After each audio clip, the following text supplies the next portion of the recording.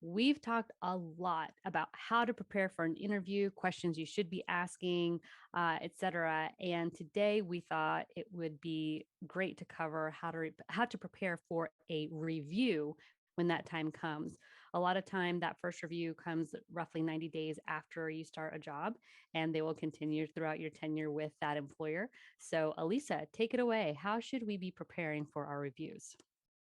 Yeah, absolutely. And I love when you start a company. I think it's a really good sign when a manager makes sure that there is that 90-day check-in and there's that performance review of how you've been doing over those 90 days, and are you ready to take on more responsibilities since you've joined the organization. But I think overall, for whether it's that annual or twice a year review, those constant conversations that you have with your direct supervisor are instrumental in preparing you for that lengthy performance review. And a lot of companies are using third-party vendors to incorporate those where you're going to enter your goals and your areas of growth. And it's a platform that is housed within your work's intranet that you can always reference. So let's say you've been an employee for a year already, and you've already done this previously with this company. I would always recommend, if you've already had a review with this team, with this company, to go back into that platform that your company uses to look at the review from the previous year.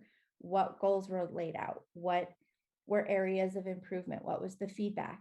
And use that as a way to bring that to the table in this performance review. This is what we talked about last year, and here is how I've expanded on that, how I've improved, those kind of things. I think it's also important as using that as a reference point, because you can go into a conversation with data. Bring the data. If perhaps you had to meet a certain level of metrics and you didn't necessarily meet that in the previous year, but you have in this, in the new year that you're being reviewed on, it's a great key performance indicator that you can bring to the table and say, I've exceeded these goals, I've done X, Y, and Z. I think it's also important to make sure that you're constantly having conversations with your manager for that feedback. Whether it's, micro feedback that you're getting in little doses that you can bring to the table and say, over the year, we've talked a lot about this. Well, almost like, here's the finished product. Here's what, I've done with your feedback. What I'm hearing you, excuse me, start that again. What I'm hearing you say, Alisa, is that you need to start preparing for your review the day after your review, right? For the next year's review. And you should be keeping track throughout the year, really, of things that contributions that you've made or measurable things that you can bring up during your review that really highlight the value that you're bringing to the company. Yes, you should always be thinking. It's like when you're in a job and you should always be thinking about your next position, your next job. You should always be thinking ahead, and the day after that review, working for that next review and how you can do better, how you can expand the depth of your role, whatever it might be. And the job expectations, I think it's important that the expectations that you are required to do, be able to manage them on a daily basis, and then see if there's areas that you can start taking on more and look to see where you can stretch, and use that as something that you bring to your review as well. I've been able to successfully manage the expectations of my job, and I've been able to bring in more. Or you ask the question, if you're ready for that, I'd love to take on more responsibilities. Are there areas that I could start spreading my wings and taking on more responsibilities? So we talk so much about research on this podcast, research and look at where you were, look at where you're going, what you want, and use that as leverage in your conversations. And throughout that year, keep your manager informed, because I think that's going to be instrumental when it comes to that performance review. And also, it's a two-way street. You sitting down and having that conversation with your manager. Give input to your manager and have that conversation as well. I think that's really instrumental. I love that, Alisa. And I just want to say also for people who are with smaller or medium-sized organizations that may not have an intranet and that platform, something that I haven't even considered doing, Alisa, which to your point is valuable. If you don't have that platform, asking for a copy of the review, right? Like the manager's signature, something that you can store away and document, and then bring to you and reflect on that before your next review, and make that list that you can compare and contrast with, and bring those materials to that conversation with your manager so you can reference those. Absolutely. Have it in writing. Yeah, I mean, I think that also from, if we're talking from a manager who's about to go into to a performance review with one of their direct reports, I think it's important for a manager to also do the same thing and look back on what conversations were had in the previous review, what feedback this manager has given throughout the year in those one-on-ones.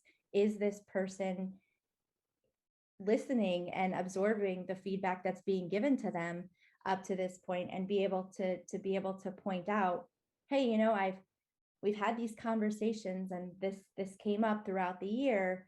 You're doing a great job and you've really taken the feedback well. Or I'm concerned that the feedback wasn't really taken into consideration, and I'd love to get a better understanding of where your head is at and why that is. So the conversation is a two-way street, and a manager has to prepare just as much as the subordinate needs to prepare.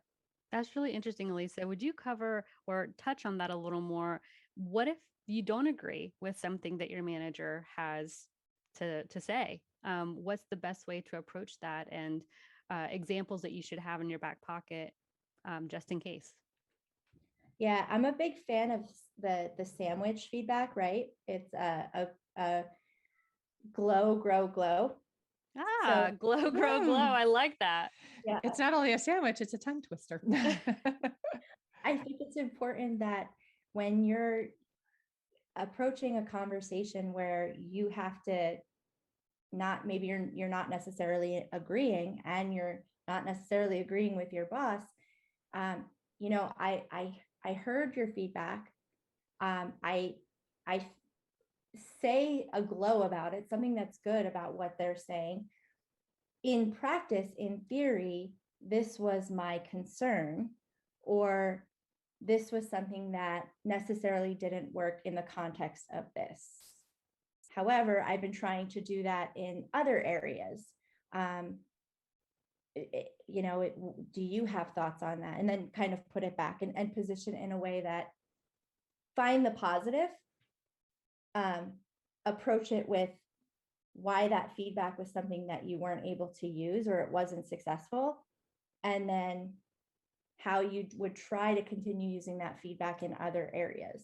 Because you want your manager to know that you are listening and you're not just being disrespectful and not wanting to make active changes. If you're just deliberately not wanting to do it because you think your way is the only way to do something, then I think that's a conversation with the manager that needs to have, and saying, hey, we need to figure this out because it's not working. So what do we need to do to be able to get on the same page? Mm-hmm. So Lisa, I'd like to pivot a little bit. We were talking about reviews and covering topics related to the past year's performance, but I have found that a review is also a really great time to talk about what you'd like to see happen in the coming year, whether it's a promotion, a salary increase, a professional education opportunity. And so if you could maybe uncover or unpack for us a few of those items that are really good to bring up in a review, and how to go about doing that. Yeah, I think that if you are looking to, so am I understanding in terms of how you go about what you want to do, if you're looking to get a promotion, if you're looking to continue to expand, is that the question? Yeah. No, I'm just thinking back to my own experience where I've had reviews with a boss, and I've said, okay, here's what I've done. Here's what I've accomplished. Here's where I'd like to be 6 months from now, or a year from now, when we have this conversation again. here's where I see myself, and how do we get there? So what is a good way to have that conversation and make that part of that review? Yeah, I think at the end of that conversation, the manager should be prepared to ask, is there anywhere that you see yourself in? Is there areas that we haven't discussed that you want to explore? I think that it's really important that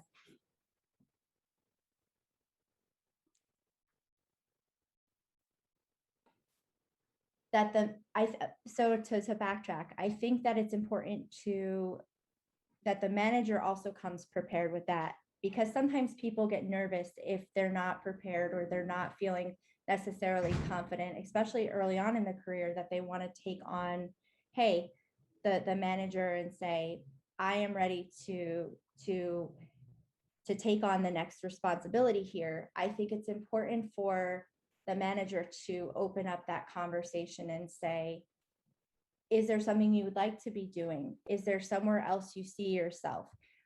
And really have that, open the conversation with that. Because I think when a candidate, oh my gosh, I'm talking as if, I'm gonna take a beat here for a second. Mm-hmm. And it'd be helpful if I clarified a little. Like for me, I didn't wait for my manager in my review to talk about where I could go in the next year. I came into the review saying, here's how my scope has crept, how my range of responsibilities has increased over the past year. And this has more value, right? I'm bringing more value than what we talked about last year at this time. So with scope creep comes increase in salary, increase in perhaps a title, increase in other areas. And I think that the person who is being reviewed should be prepared to bring those conversations up and not necessarily wait on the manager to do that for them. But maybe that's just me. I think that yes, 100%. I think that that also shows initiative, because sometimes you're not going to necessarily get what it is that you want and need unless you're going to verbalize it. Nobody's going to bring that to the table for you unless you're having that conversation. So I agree with that 100%. I think some of the questions that you can ask, and the way that you can position this conversation, is when you are having this conversation with your manager, hey, here are the key performance indicators that you have asked that I accomplished in this past year. I've done X, Y, and Z, and I've gone above and beyond, and be able to paint the picture of tell that story through the data. I love the opportunity that I've been given. I feel like I'm ready to take on more. What does that growth look like? Is there a potential to step into a more senior level position? Is there an opportunity to discuss a compensation increase and an overall promotion? Because I feel like with everything that we've talked about and what I've done for the company in the scope of my role, I am ready to take that next step. I would love for that to be with this company, and continuing to grow within your team and the scope of the team. So I think it's positioning it again, a little bit of that glow sandwich, right? Is that you come bringing all of the things that you've loved about what you've been able to do, share what you've been able to do, and exceed what you've done in the scope of your role, and you're ready to take that next step. And what does that look like on this team? And ask for what you want and be specific. At least that's what I found. If you're not specific and you don't ask for what you want, you'll probably be offered something less than what you have in your head. It can't hurt. I agree with that. Alisa, is it ever appropriate, if you feel the conversation that we just had happens way before your review is even in kind of the calendar view? Is it appropriate to ask for a review an early review, or a conversation to revisit some of those things that were initially agreed upon in your last review or at hire? Yes.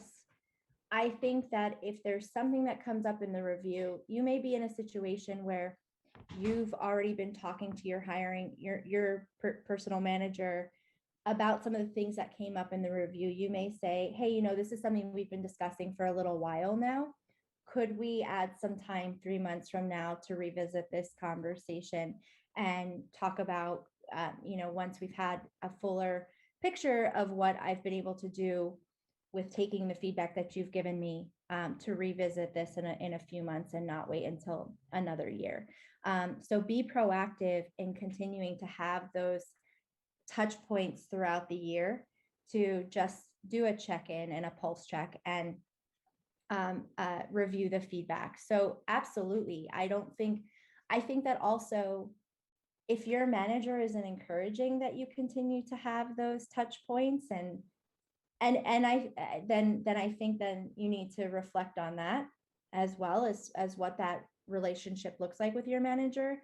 I think that by the time a review comes, if you've got that relationship with your manager where you're constantly in communication about feedback, job expectations, and kind of what you're gunning for in your role and where you see yourself, that performance review shouldn't be necessarily a surprise, because it's that constant communication. But I think it's so important that you continue to have those conversations, ask if they welcome, you know, a 3-month conversation from when that review happens, or 6 months, but absolutely.